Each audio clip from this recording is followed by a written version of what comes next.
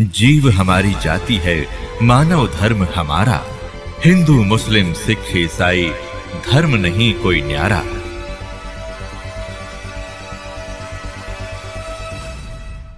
मन ये काल यही चाहता है कि ये जीव इतना भ्रमित हो जा, इसकी आस्था भगवान से उठ जा। ऐसे दूत भेज देता है काल। अब जैसे बौद्ध धर्म है, बौद्ध धर्म, बुद्ध महात्मा बुद्ध जो था, उसने जो हठ योग किया उससे भगवान मिला नहीं, क्योंकि वो वे ऑफ वर्शिप ठीक नहीं थी, अकॉर्डिंग टू द शास्त्र नहीं थी, सदग्रंथ नहीं थी वो। फिर उस महापुरुष ने अपनी थ्योरी बना दी कि परमात्मा कहीं नहीं है। उसने केवल एक लाइटनिंग यानी प्रकाश देखा बस।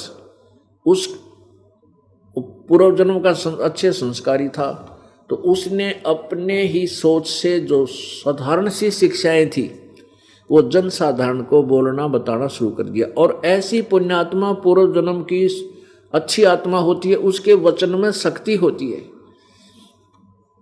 उनके वचन की शक्ति से इतने प्रभावित हुए कि बहुत सारे राष्ट्र बुद्ध धर्म स्वीकार कर लिया।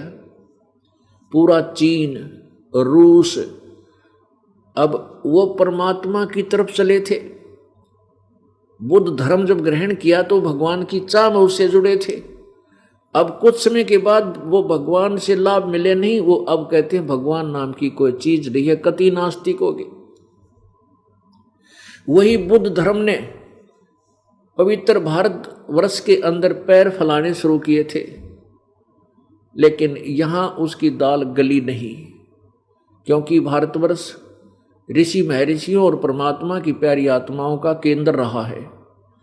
उसी समय क्या हुआ कि आदि शंकराचार्य जी ये भगवान शंकर ने भेजे, और आदि शंकराचार्य जी ने छोटी आयु में 8 वर्ष की आयु में संन्यास ग्रहण कर लिया, और वेद जैसा भी उन्होंने सदग्रंथों को जाना, संस्कृत आदि को कंठस्थ याद कर लिया।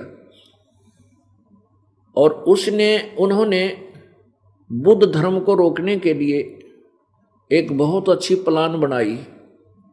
उसमें 10 प्रकार के सन्यासी तैयार किए।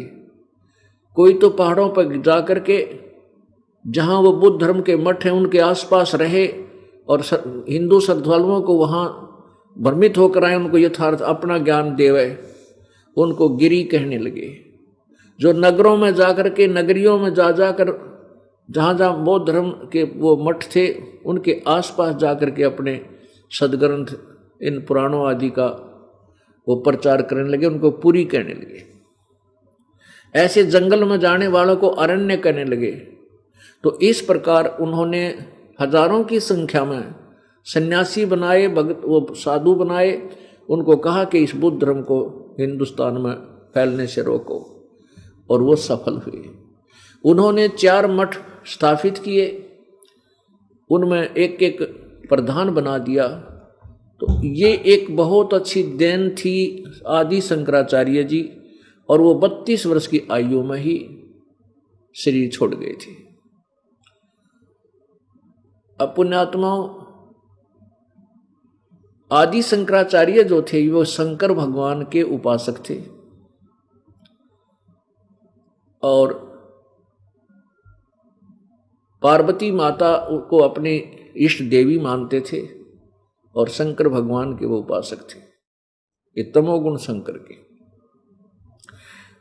जैसा भी, लेकिन उन्होंने ये एक अनमोल काम किया कि भारतवर्ष को नास्तिक होने से बचा लिया।